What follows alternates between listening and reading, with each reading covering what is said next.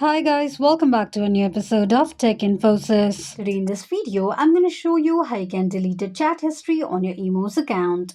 Keep watching the video till the end. To delete a chat history on your Emos account, firstly go ahead and launch open your Emo application on the device.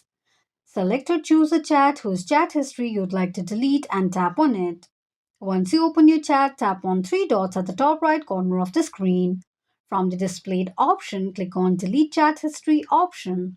Confirm deleting a chat history on your Emos account by tapping on Delete once again.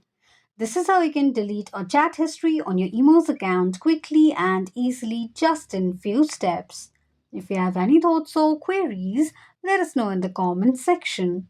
Don't forget to subscribe to our channel for further updates. Also, press the notification bell icon so that YouTube will notify you whenever we post a new video. I hope this video was helpful to you. If it was, just go ahead and give us a thumbs up. Feel free to comment down any suggestions or improvements to be made to our channel by commenting on the comment box. We will be looking forward to upload more contents and tutorials on the upcoming video for your convenience. Thank you so much for watching.